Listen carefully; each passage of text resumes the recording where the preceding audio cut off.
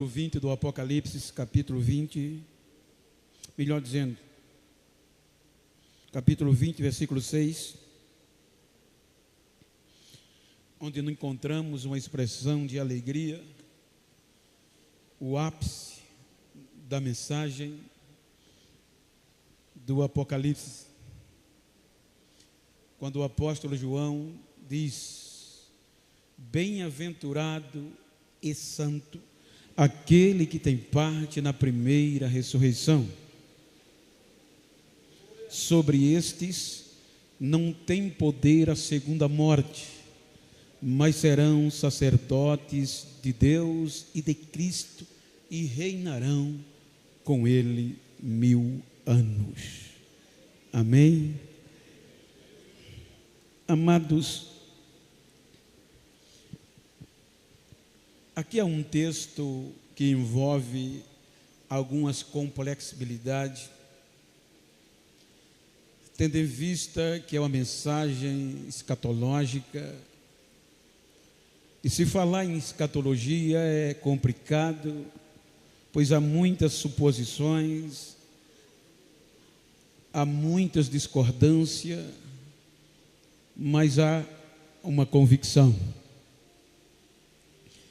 Quando nós analisamos o livro do Apocalipse e tratamos eles na simplicidade, pois o livro de Apocalipse envolveu muitos estudos e ainda o envolve, e diz tempestades de ideias, como também várias linhas de interpretações, e entre elas o pré e o pós, ou o durante. Quando eu falo de pré, é aqueles que defendem que o arrebatamento da igreja acontecerá antes do ápice da grande tribulação. E aqueles que creem que a igreja vai ser arrebatada após ou no fim da grande tribulação, na entrada, antes da entrada dos 1000 anos, quando Cristo vence os inimigos. No entanto, eu não quero ater em estudo nem discutir, pois eu respeito quem pensa diferente. E dentro desse respeito, obviamente que nós, assembleanos, que seguimos a linha herminiana, acreditamos no pré-tribulacionismo. Ora, que segundo histórias da igreja, cerca de 200 anos atrás, 1900, fechando 200 anos, não se falava em pré-tribulacionismo. Segundo historiadores,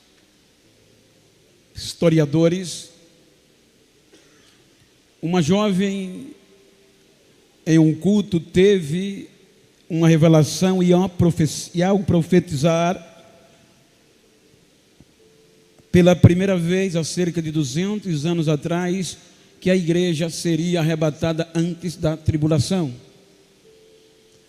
E diz a história que um jovem muito inteligente, que futuramente Dr. Scofield, lançou a sua Bíblia de estudo, e essa, salvo engano, é a primeira Bíblia que trata sobre o pré-tribulacionismo, dentro do contexto histórico, obviamente, respeitando esta linha, porque um bom estudioso, um bom debatedor,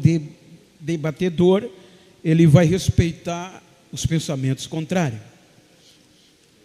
Então eu quero falar não desse contexto, mas da simplicidade do Apocalipse, na nossa linguagem, na nossa visão, com alguns estímulos, pois o Apocalipse é o resumo da história humana, é a vingança de Deus e a ira de Cristo contra a raça humana.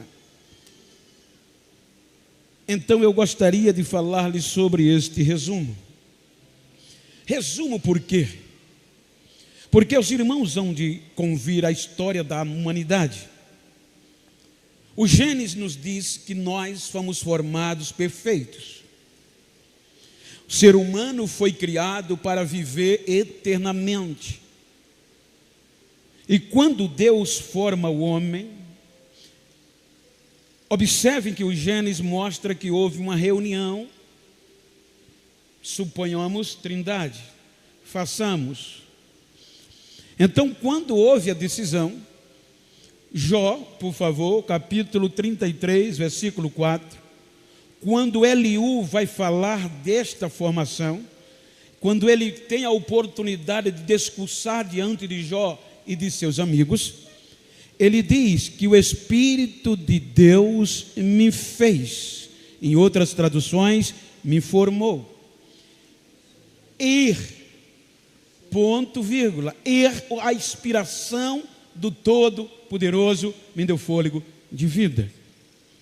Então observe que quando o ser humano foi criado, o Espírito Santo, pelo texto e a declaração, tendo em vista que independente a Bíblia foi inspirada pelo Espírito Santo, então ele que nos deu forma.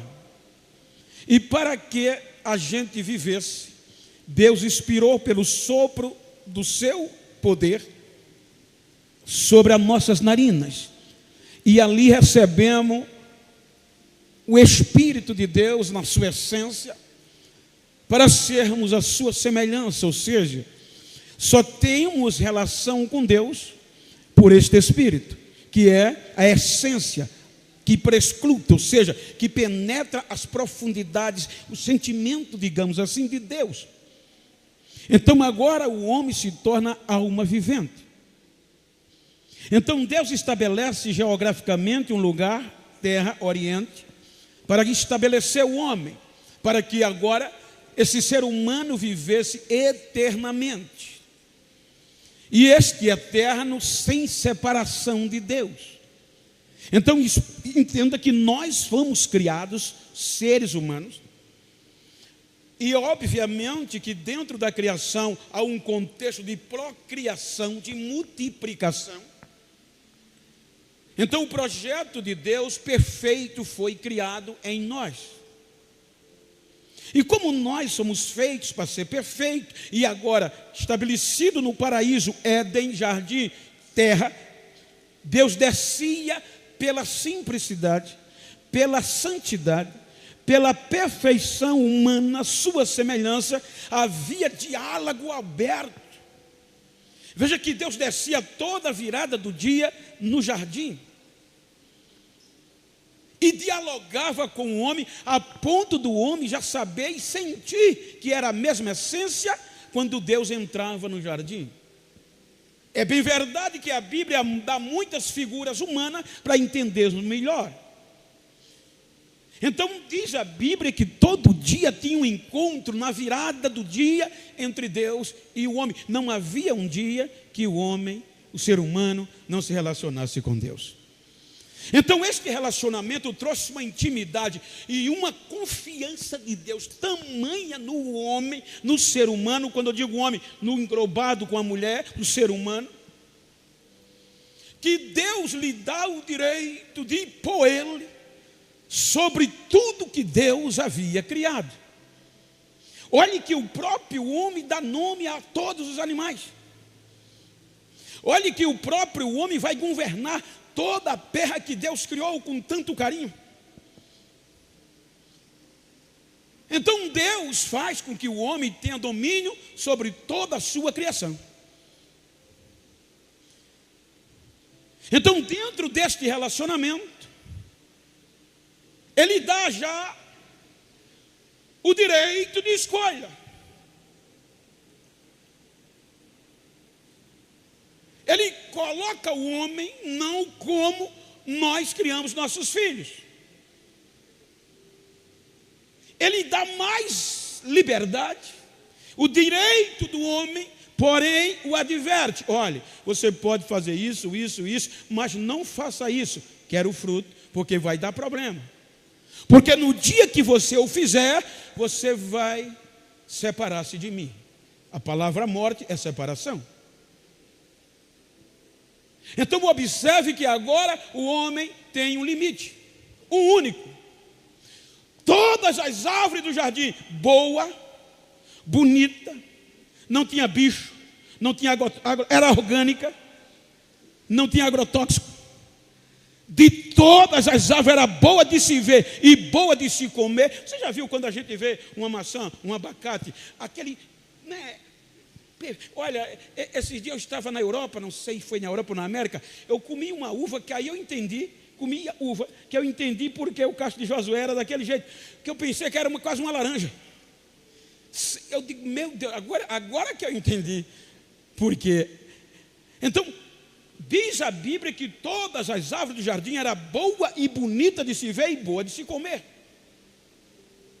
Só uma que Deus disse, essa do meio, ela vai separar você de mim. Limite. Aí vem o Gênesis capítulo 3, e o único limite, tudo que é proibido nos atrai, é uma lógica. Aí o homem, o ser humano, é atraído e vai desobedecer a Deus.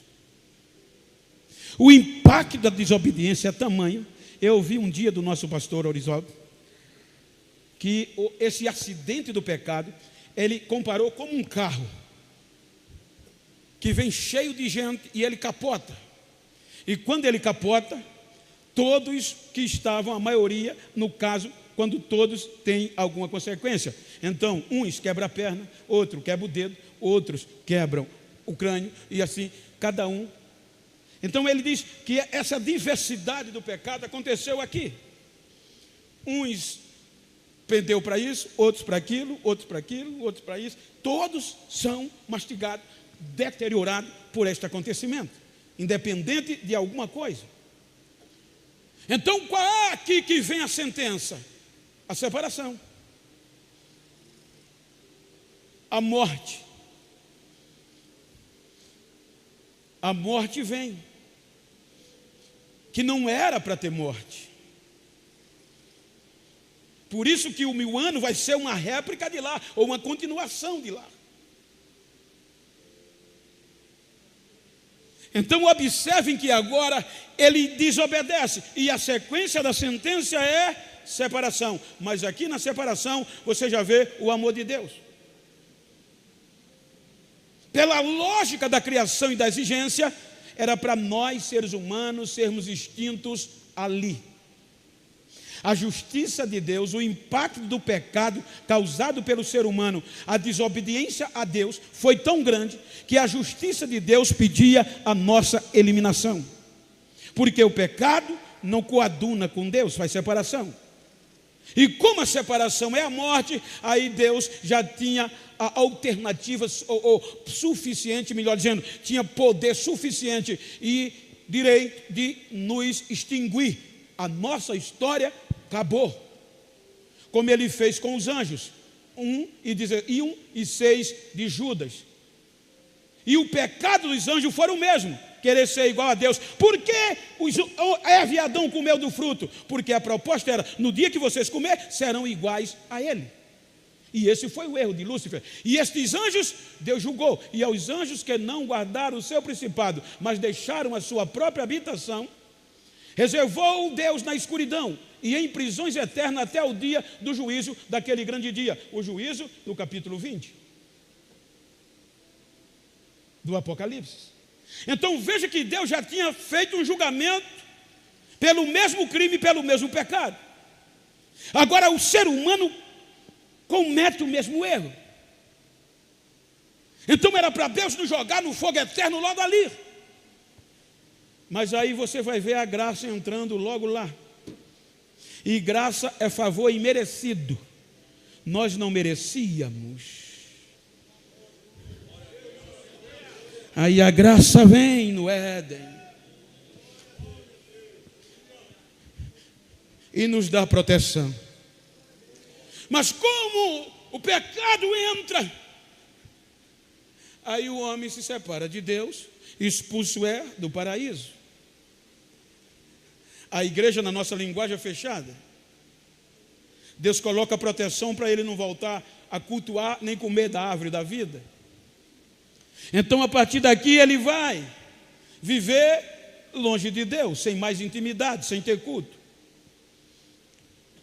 Até o capítulo 6, Veja que no capítulo 6, esse pecado deteriora a raça humana. Não é só Eva e Adão agora, nem Caim nem Abel. Agora é a raça humana. Todos os gêneros, ou todo o gênero humano é degradado pelo pecado. Por isso que Gênesis tem a epígrafe: degradação geral do gênero humano.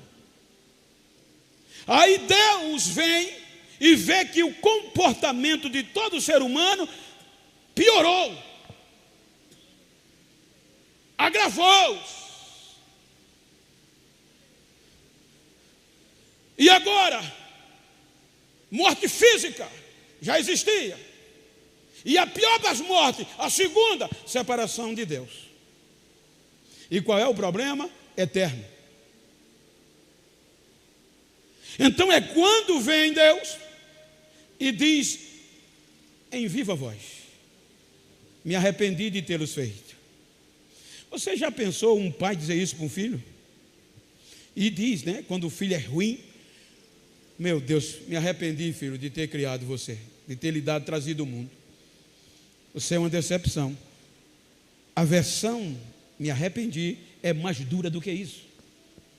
A ponto que ele diz: vou destruí-los, vou acabar com eles, vou dar fim. E ele faz acontecer. Porém, a graça vem de novo. O amor, a bondade. E Noé acha graça. Olha lá, e disse o Senhor: destruirei de sobre a face da terra o homem que criei, desde o homem até o animal, ou até o réptil e até as aves. Deus resolveu abrir mão de tudo, mas a sequência, porque Noé, aí entrou a graça. Veja que a epígrafe diz geral. Se você partir do pressuposto da exigência, nem Noé tinha razão, tinha direito de ser. Mas a bondade, por isso que vem primeiro graça. Ou seja, ele não merecia, mas ele achou graça diante de Deus. Deus olhou para ele e disse: gostei desse cabra, ele é um pouco diferente e pela graça eu vou poupá-lo. E por ele veio ele e seus filhos, 8 almas. Veja que a destruição veio, mas 8 seres humanos estavam preservados. Para Deus, veja a bondade desse Deus, investindo na raça humana. Aí quando você vai para o capítulo 11, 7, vem o dilúvio. Capítulo 8, aí Deus tira Noé da arca, sua família. Agora olha o que ele faz no capítulo 9. Capítulo 9, versículo 1, alguns, acho que é 1 e 2. Tirou ele da arca e diz: e abençoou Deus a Noé e a seus, e disse-lhes, vamos lá, e disse-lhes: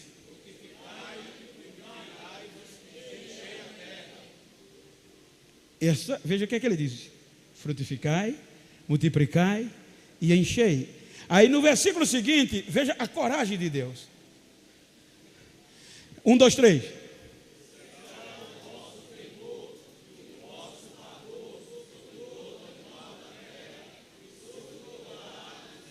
Versículo 3.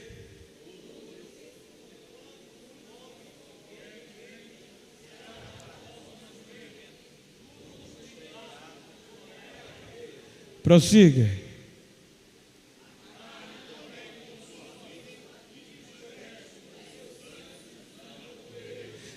Ele, veja que ele, prossiga, salvo engano.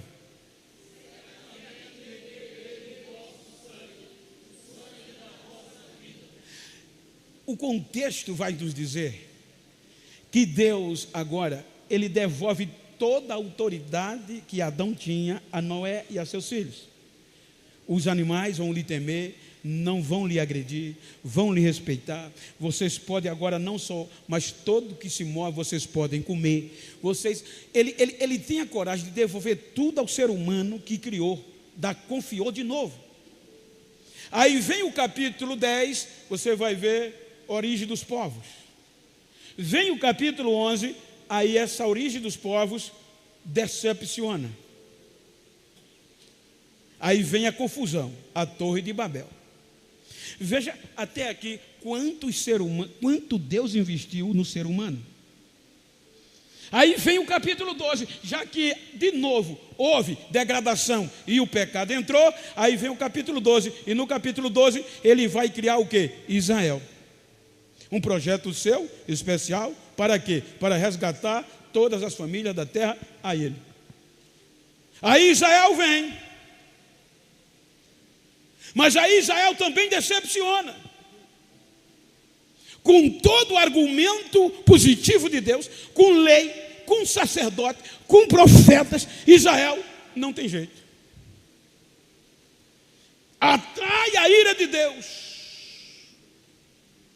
O projeto espiritual é vencido pelo pecado, pelo seu egoísmo, pelo seu sentimento. Porque dentro do contexto, desde a origem da humanidade, eu notei aqui, o amor de Deus é manifesto. Porém, o ser humano priorizou seus sentimentos, seus desejos, suas escolhas, e este amor suportou tudo ao ponto. Veja que até aqui, este ser humano sempre priorizou os seus desejos. Aí quando Israel decepciona, aí Paulo diz, o pecado cresceu, o pecado abundou, a lei que foi dada para evidenciar o pecado, Romanos 5, 19 e 20, o pecado cresceu, o pecado aumentou, o pecado abundou, o pecado tomou conta de todo o projeto. Porque, como pela desobediência de um só homem, muitos foram feitos pecadores, assim, pela obediência de um, muitos serão feitos justos. Versículo 20. Porque veio, porém, a lei. Para quê? Para que a ofensa abundasse. Mas aonde? Mas isso aí é para ler com vida. Vamos lá. Porém, aonde abundou o pecado? Isso quer dizer, o pecado cresceu. Quando o pecado cresceu, a graça foi maior do que o pecado. Aí por esta graça, ele manda Jesus. O ápice do seu amor. Abrindo mão, é por isso que Paulo, Romanos 8, versículo 31, olha o que é que ele diz. Por conta deste amor, que diremos, pois, a estas coisas? Se Deus é por nós, quem será contra nós? Aí ele vai falando o que mais? Prossiga. Aquele que nem mesmo a seu próprio filho poupou, antes o entregou por todos nós, como não nos dará também com ele todas as coisas? Por este amor ao ser humano, nem seu próprio filho ele poupou, o entregou por nós.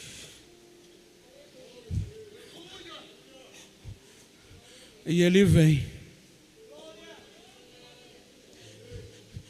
Aí João, capítulo 1, salvo engano, diz. Coloca aí. É João, capítulo 1. No princípio era o verbo, e o verbo estava com Deus, e o verbo era Deus. Leiamos, como de costume. Prossiga, e a igreja lê. 1, 2, 3. Ele estava no princípio com Deus. Todas as coisas foram feitas por ele. E sem ele, do que foi feito se fez. Nele estava a vida, e a vida era a luz dos homens. Mas o que aconteceu? E a luz resplandece nas trevas, e as trevas não a compreenderam. E a sequência? Houve um homem enviado de Deus, cujo nome era João. Prossiga.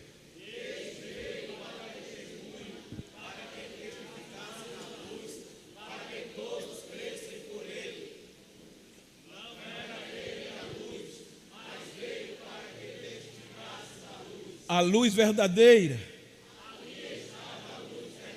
que ilumina todo homem que vem ao mundo, estava no mundo, e o mundo foi feito por ele, e o mundo não o conheceu. O mundo não o conheceu. Porém,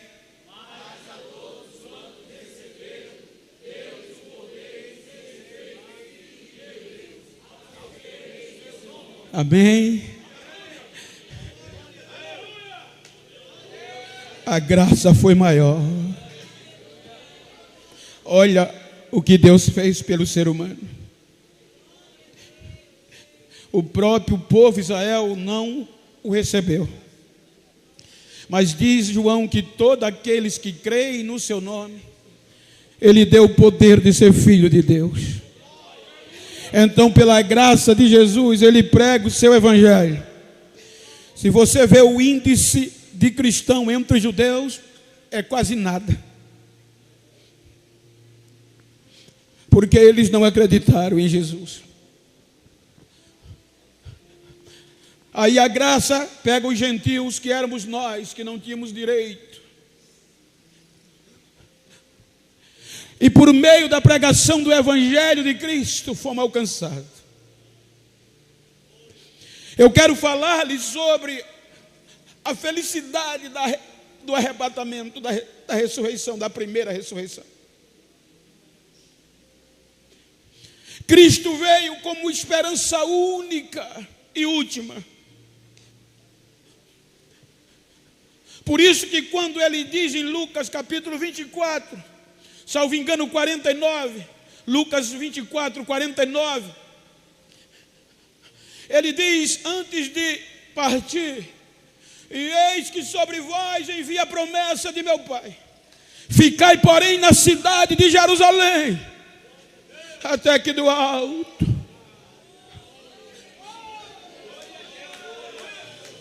esta frase está relacionada com Adão.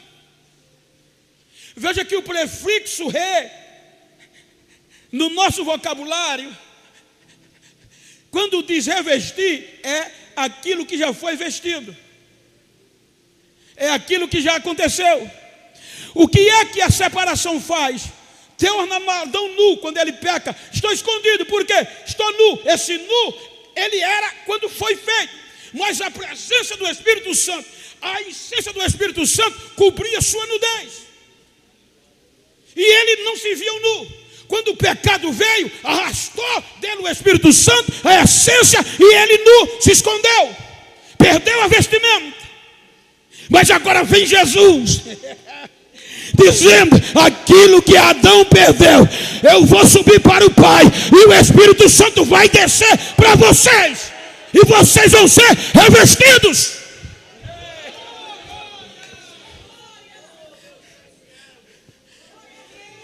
E veja, quando ele vai para o Pai, ele pede o Pai. É por isso que o Espírito Santo desce. E ele diz, para ficar para sempre. Porque até o Antigo Testamento, ele vinha e voltava. Mas ele disse, Pai, eu prometi à igreja que o Espírito Santo, o Senhor enviaria. E é para ficar com eles para sempre. Aí no dia do Pentecostes. Aleluia. E começaram a pregar. Aleluia, pela graça. Aí antes, só para dar sentido, dele ir à cruz, ou antes dele ser assunto aos céus, ele recolhe, chama-se todos os discípulos, vai buscar Pedro, e Pedro decepcionado, ele reanima, tu me amas, e João vem de lado, mas sem diálogo. Aí João, Evangelho segundo escreveu João, capítulo 21, salvo engano, 21, versículo e 22. Aí Pedro se incomoda. 1, 2, 3.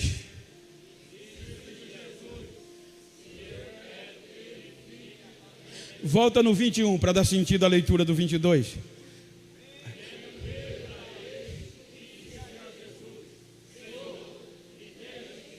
Este é João.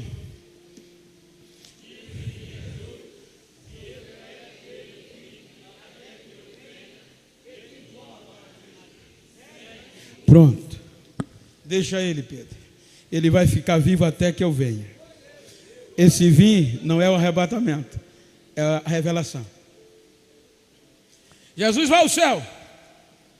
Olha, gente, todos os escritos, Marcos, Mateus, Marcos, Lucas, Atos, Romanos, Coríntios, Gálatas, Efésios, Filipenses, Colossenses, todos. Todos. Todos foram escritos entre 45 a 80 anos.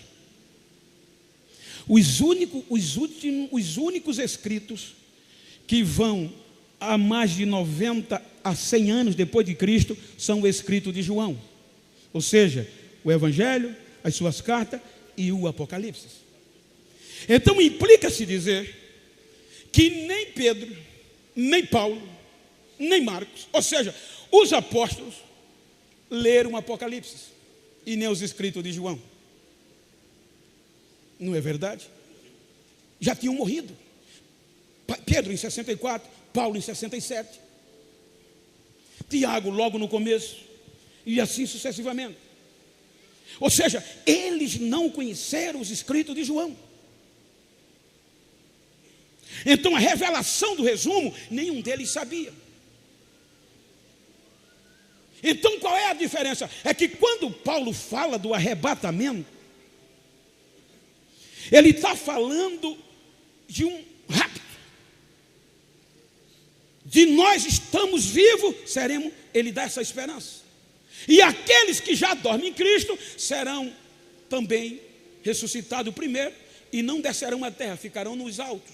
E nós subiremos, transformados, nos encontraremos com Ele e subiremos com Ele e viveremos para sempre. Mas Paulo não sabia da revelação do Apocalipse. Então é um contexto complicado. Você tem que entender as duas visões. E eu não vou ater no assunto porque é complicado. Eu estou falando da simplicidade do Apocalipse. Como nós somos pré-tribulacionistas, nós cremos nesta primeira parte que há no nosso aprendizado, que esta primeira ressurreição se dará, me corrija se eu estiver errado, em duas fases. A primeira do rapto e a segunda no final da grande tribulação, onde João diz, esta é a primeira, aí virá o 1000 anos. Então veja que quando João, por cerca dos anos 91 por diante, quando o imperador Domiciano queria acabar com tudo que era cristão, e joga ele no tacho e ele não morre, joga ele na ilha de Pátimo, é lá que no isolamento Jesus vem, até que eu venha. Dos apóstolos só João vivo. Aí Jesus vem e apresenta ele e o arrebata em espírito, e vai mostrar o resumo. Ou seja, a gente só se perde se quiser. Jesus já mostra a João o resumo da humanidade. Ele vai trazer, a gente trouxe do Gênesis, o amor, o cuidado, o carinho e a vingança. Apocalipse é a vingança de Deus contra o ser humano. Vieram me perguntar, quando aconteceu a tragédia no sul, Bento, isso é a vingança de Deus. Eu respeito, mas não concordo, porque Deus seria injusto. Não só é o estado do Porto Alegre, do Rio Grande do Sul, que é pecador, todos são. Então seria injustiça Deus punir um e não punir o outro. Isso que aconteceu é ocasionado pelos próprios procedimentos do ser humano, pela sua loucura, tanto no contexto econômico, no contexto político, o homem querendo destruir a natureza. Você vê, isso tudo altera o processo normal do meio ambiente. Isso é causado por isso. A vingança de Deus, isso aqui não é nem a vingança de Deus do Apocalipse. Meu Deus do céu, você se arrepia. Aí na visão, João vai dizer que viu e ouviu. E quando Jesus vai mostrar o resumo a ele, eu acho lindo que Jesus não vem procurar culpado. Ele mostra tudo a João e diz, agora escreve as 7 igrejas da Ásia, que era de onde ia chegar ao mundo. Por isso que a carta é universal, não é só para essas 7, serviria de exemplo para as que viessem. Então veja, 7 igrejas, todas tinham um pormenor, e ele não vem culpando, ele vem motivando. Para quê? Para que conservem fiel a ele, por conta da primeira ressurreição, por conta do arrebatamento. Aí ele diz, Primeira, Apocalipse, capítulo 2, versículo 7. Primeira igreja, Éfeso. O que é que diz? 1, 2, 3.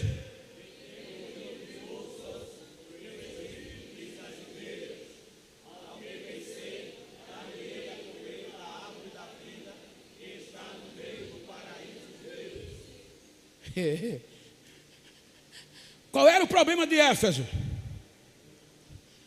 Era boa, mas tinha deixado o primeiro amor. Aí ele não vem passando na cara, ele vem dizendo: eu conheço as tuas obras, e vai elogiar, tu deixaste o teu primeiro amor, e babababá. Porém, ele termina dizendo: força, eu tenho um presente para quem vencer. E o presente qual é? O que era que Adão não podia comer lá? Veja que ele vai trazendo o princípio original, resgatando, melhor, vai brigar, vem resgatando o princípio que Adão, ele não podia, mas agora o vencedor vai comer. Olha o privilégio. Aí vem a segunda, Esmirna, 2:11. Qual é a motivação que ele dá a Esmirna? E qual era o problema da Esmirna? Vamos lá, 1, 2, 3.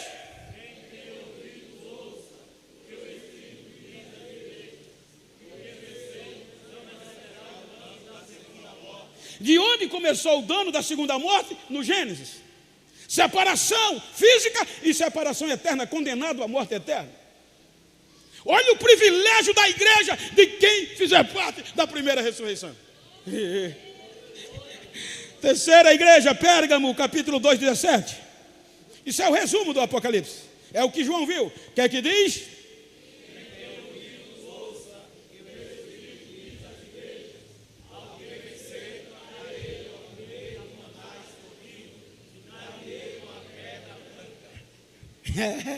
Tudo motivação. Essa, qual era o problema de Pérgamo? Era que na cidade de Pérgamo estava estabelecido o trono de Satanás, a morada de Satanás, e Pérgamo permanecia fiel. Aí ele disse: eu estou alegre com vocês, e motivo: se vocês vencerem, vocês vão comer do maná que ninguém comeu ainda, e eu vou dar uma pedra branca a vocês com um novo. Aleluia, vale a pena. Quarta, Tiatira, capítulo 2, versículo 26. Que é que a motivação?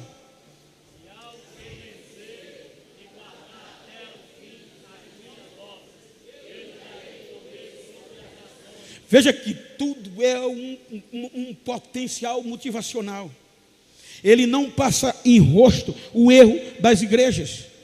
O problema desta igreja era que ela suportava as profecias e a mulher chamada Jezabel, que fazia o rolo no meio da igreja. Mas ele adverte e diz: quem vencer até o fim, eu vou dar essa motivação. 5, Sarde, 3 e 5. Tiatira era Balaão, as profecias de Balaão. 3 e 5.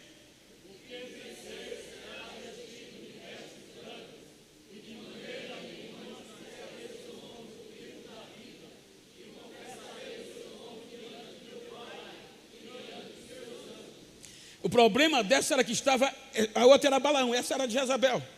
Mas ele disse: Jezabel está fazendo um estrago tremendo no meio dessa igreja, não é? E vocês estão deixando, mas tome providência, e ao que vencer, esse aqui, ó, confessarei o seu nome diante do meu pai. Já dá para imaginar? Ele vai chegar diante do pai: pai, esse é o Ageu, já transformado, meu amigo, guerreiro, venceu, esse é o Jade. E vai apresentando um por um diante do pai, vai confessando, dizendo: é meu amigo, pai. Aleluia. 6, Filadélfia, capítulo 3, versículo 11.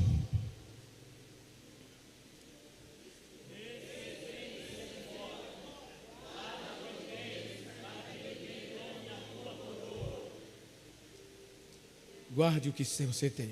Ela também é motivada, mas eu quero não passar das 9. Capítulo Laodiceia 3:21.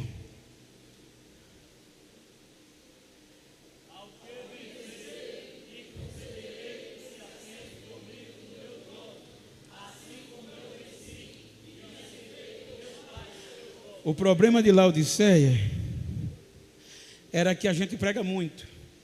Era nem frio, nem quente, era morna. Não prestava para beber.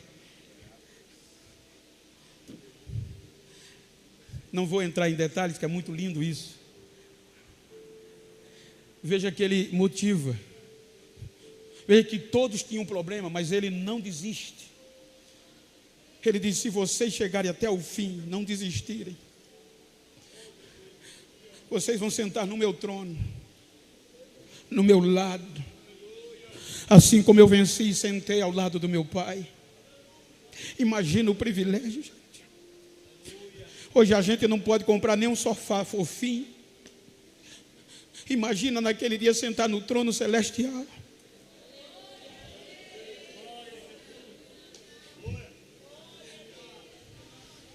Vale a pena permanecer. Aí ele vem, depois de motivar, eu não vou só citar, depois você vê o capítulo 6, aí ele vai mostrar, no capítulo 4 e 5, o julgamento, a preparação. É por isso que João vai dizer a nossa felicidade de quem for transformado logo, quem for arrebatado logo. E o arrebatamento é bom, mas não espere só a trombeta tocar. Por exemplo, para o presbítero Gerson, nosso amigo, o arrebatamento já veio. Então, o arrebatamento para mim pode acontecer hoje. Morri hoje, já aconteceu. Ou eu vou fazer parte agora dos que, se eu estiver em Cristo, dos que ressuscitarão primeiro. Ou seja, se Jesus vier agora, o Gerson vai ressuscitar primeiro do que nós. E depois deles, nós, transformados em um corpo glorioso, e vamos nos encontrar com eles nas nuvens.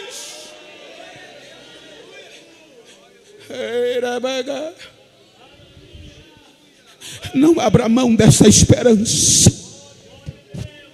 Qual é o privilégio? É porque depois do arrebatamento, como nós somos pré-tribulacionista, que o arrebatamento vai acontecer antes da grande tribulação ou do seu ápice, aí nós vamos sermos levados, e sermos levados, não vamos sofrer os danos do capítulo 6, da abertura dos selos, da vingança do Deus e da ira do Cordeiro sobre a raça humana, porque já vamos estar nas bodas. Só vai participar melhor dos tribunais do galardão quem fizer parte, segundo a visão pré-tribulacionista, do primeiro arrebatamento. Porque enquanto o galardão está sendo distribuído, enquanto nós estamos ceando com Jesus, a terra está sacudida pela vingança de Deus. Aí ele vê que o anjo abre 4 selos alternadamente. O primeiro, cavalo branco, não vou falar, é conquista. Em segundo, a ira de Deus vem quando ele abre o segundo selo, um cavalo vermelho, símbolo de guerra. Está vendo essas guerras que a gente se assusta hoje? A vingança de Deus contra a raça humana, porque rejeitou a ele, rejeitou Jesus, vai ser tão grande que a guerra vai tomar conta do mundo todo. Não vai ser só a nação, é o mundo todo em guerra, sem bondade, sem misericórdia mais, homens matando homens. Ou seja, vai ser um desastre tão cruel que vai doer, dói até em a gente pensar. Quando este selo acabar, aí vem o juízo com o preto, porque a consequência da terra vem o selo do cavalo preto, que é a fome. A fome vai ser em toda a terra, não vai ser só na África, não vai ser só nos países, vai ser na terra toda. Você não vai ter dinheiro para comprar 1 quilo de farinha, não vai existir, vai procurar comida e não vai ter.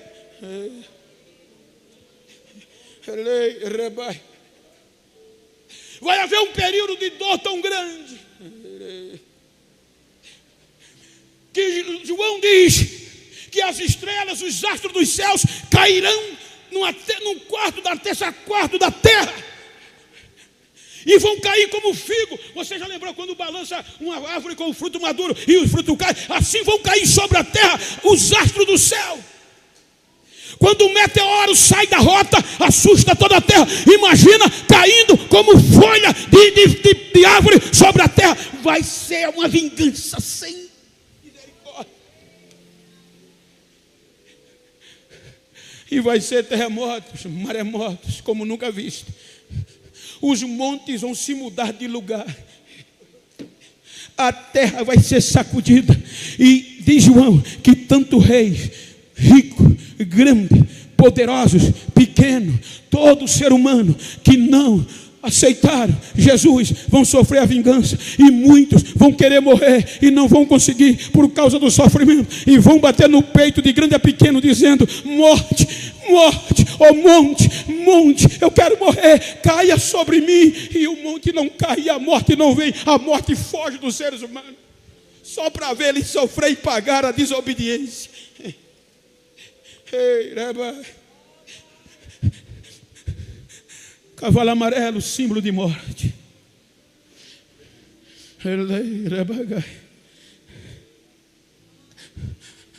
Mas a igreja, diga para quem está ao seu lado: eu não vou perder essa oportunidade. Diga: se eu for arrebatado na primeira ressurreição, eu vou me livrar disso. Diga: vai. Você vai estar recebendo o galardão lá em cima. Você vai estar ceando com Ele. Quem for arrebatado no final só vai fazer parte da boda, no final da tribulação, e receber aplauso. Mas quem for na primeira fase, segundo o pré-tribulacionismo, vai receber galardão, vai estar ceando, e é Jesus que vai servir para você.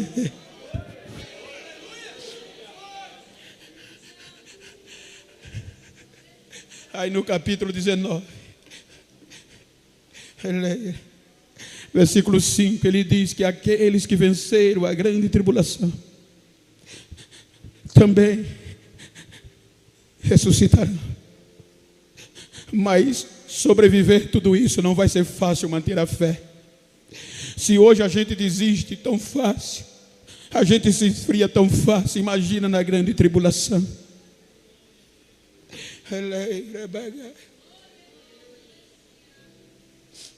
Vale a pena suportar os desejos deste mundo.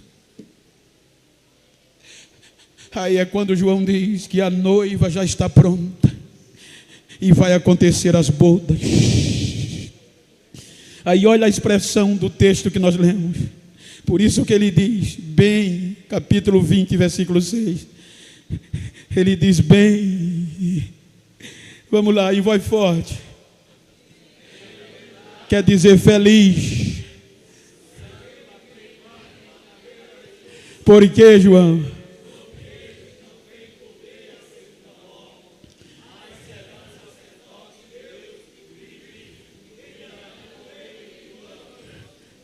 Porque depois do matrimônio, depois do relacionamento, aí nós vamos reinar com Ele na terra. A terra restaurada, 1000 anos de paz, Satanás preso, a morte não vai ter. Vamos viver o período que Adão viveu no Éden de Deus. Aí depois dos 1000 anos, será solto. E aí vem a destruição. E vai surgir uma nova terra. Por isso que a ciência já está preocupada se Marte é habitável. A ciência é sabida. Será que em Marte tem água? Eles estão buscando, enviando satélite para descobrir qual é o planeta habitável. Eles creem. Mas diga para quem está, não se preocupa não. O seu lugar, se você permanecer firme, já está garantido. Seu terreninho lá na nova terra. Diga, a cidade não vai ser de broco, não vai ser de tijolo. Vai ser de ouro. Eu creio que vai ser numa posição geográfica tão bela que o sol desaparecerá. Agora o que iluminar a nova terra é a própria glória do rosto do Todo-Poderoso. Não haverá mais noite, não haverá mais dia. Mas não é isso que eu falei. Eu falei do privilégio de você fazer parte do arrebatamento da igreja. Olha, por isso que se está perto de 70 anos, tem que vigiar mais. Porque pode acontecer a qualquer momento. A Bíblia diz que o limite é 70. Eu só tenho 11. Então tem que dormir com o olho aberto, outro fechado. Fique de pé por bondade.